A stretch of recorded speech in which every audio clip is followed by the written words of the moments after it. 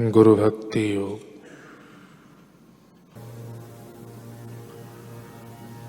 सच्चे हृदय पूर्वक गुरु की शरण में जाना गुरु भक्ति योग का सार है।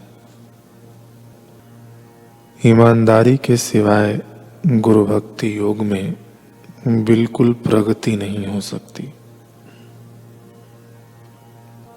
अगर आपको गुरु के जीवनदायक चरणों में दृढ़ श्रद्धा एवं भक्ति भाव हो तो आपको गुरु भक्ति योग के अभ्यास में सफलता अवश्य मिलेगी।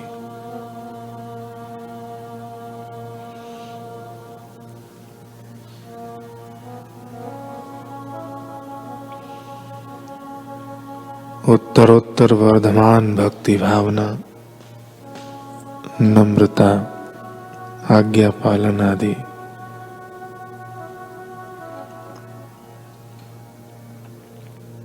इस वृक्ष की शाखाएं हैं, सेवा फूल है। गुरु को आत्मसमर्पण करना अमर फल है।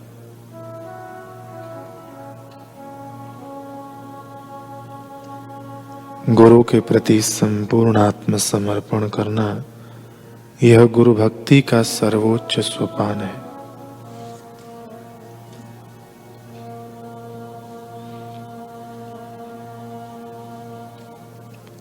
कल हमने सुना गणिका का प्रसंग। गणिका ने अपने दासी को भेजा महात्मा को देखकर भीगते हुए कि जाओ उन्हें ऊपर बुला ले आओ। महात्मा ने आने से इनकार कर दिया।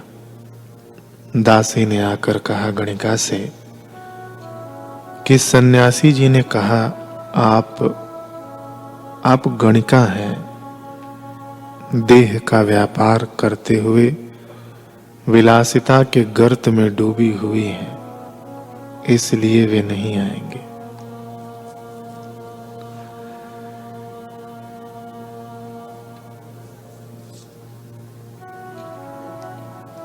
इससे पहले कि दासी कुछ और कह पाती, गणिका ने अपने दोनों कानों पर हाथ रख दिए।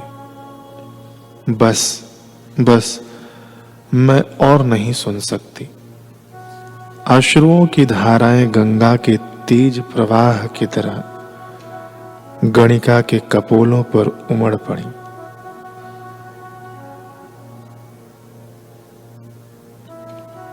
बाहर बादलों की तेज गर्जना, चमकती हुई बिजली, उसके ऊपर सन्यासी के वचनों का प्रहार। यह वचन प्रहार गणिका पर वैसा ही प्रभावशाली सिद्ध हुआ जैसा कि हनुमान जी का मुष्टिका प्रहार लंकिनी पर हुआ था। गणिका सोचने पर विवश हो गई कि ठीक ही तो कहा उन सन्यासी ने। क्या मैं सारा जीवन यूं ही लोगों के लिए मनोरंजन का साधन बनी रहूंगी? क्या मैं इतनी पापिन हो चुकी हूं कि संत चरण तक छूने का मुझे कोई अधिकार नहीं? जिस सौंदर्य को देखने के लिए लोग दूर दूर से मेरे कोठे पर आते हैं, क्या वही सौंदर्य संत की सेवा करने में बाधक बन गया है?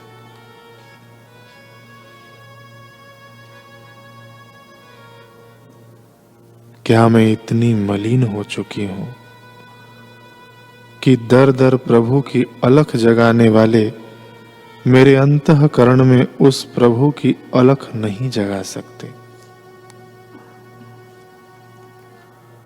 लोगों के भंडारे ग्रहण करने वाले मेरे हाथ की 2 रोटी नहीं खा सकते। गणिका इन्हीं प्रश्नों में उलझी हुई अपने शयन कक्ष के साथ बने छोटे से कृष्ण मंदिर में पहुंच गई। भगवान श्री कृष्ण की मूर्ति के आगे सिर झुकाकर रोने लगी। सिर पटक पटक कर बोली, हे कृष्ण, मुझे अपनी जोगन बना। मेरे नाचने की कला का, गायन की कला का सदुपयोग हो माधव। पर यह कैसे हो पाएगा? मलिन को स्वच्छ तो संत ही बनाते हैं। तुझ तक पहुंचने के द्वार भी वही खोलते हैं। यह क्षमता तो उन्हीं में है। लेकिन आज वही संत मेरे दर पर आने को तैयार नहीं। हे भगवान, मैं क्या करूं? गणिका के मन में एक तूफान उठ गया प्रभु प्राप्ति का। संत के दर्शन का प्रभाव कहो या संकल्प कहो, परंतु प्रभु प्राप्ति के लिए चाहिए संत जो बारिश की बौछार का आनंद ले रहे थे बाहर। दूर खड़े हुए भी गणिका के मन को प्रेरित कर रहे थे अपनी रूहानी बूंदों से। गणिका श्री कृष्ण की प्रतिमा के आगे रोते हुए बारंबार यही पुकारने लगी, हे कृष्ण, हे माधव, मेरा भी उद्धार करो। इन संत महात्मा से कहो कि इस पापिन के मैले वस्त्र को भी पावन करें। तभी गणिका के मन में एक पंक्ति गूंजी जो कभी बचपन में उसने सुनी थी, अवगुण चित्त न धरो। इसी के साथ उसके निढाल शरीर में जैसे जान आ गई, स्फूर्ति आ गई। वह तेजी से उठी, एक हाथ में मैला वस्त्र और दूसरे हाथ में स्वच्छ वस्त्र ले तीव्र गति से सीढ़ियां उतर गई। सीधे महात्मा जी के पास जा उनके चरणों में गिर पड़ी। बारिश में भीगती गणिका व गणिका के अश्रुओं से भीगते नयन संत के चरण प्रक्षालन करने लगे। संत ने कहा, हे देवी, उठिए, आप भीग रही हैं। आपके तन को कष्ट मत दीजिए, भीतर जाइए। गणिका भूमि से उठी, फिर कराह उठी।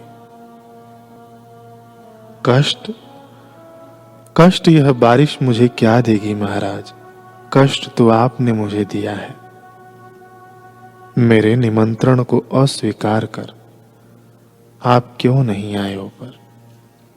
माना मैं एक वैश्या हूं, मलिन हूं, पापिन हूं, पर मैं भी अब एक सुंदर जीवन जीना चाहती हूं। विषय विकारों की बीमारी को जो खत्म कर दे, ऐसी ज्ञान रूपी दवा चाहती हूं। वह ब्रह्म ज्ञान रूपी औषध जो आप जैसे संतों के पास ही होती है। फिर उसने अपने दोनों हाथ आगे किए, एक में मैला व एक में स्वच्छ वस्त्र था। दोनों को संत के सामने कर प्रश्न किया, महाराज, आप मेरी एक बात का उत्तर दीजिए। धोबी के पास कौन सा वस्त्र जाता है, मैला या स्वच्छ?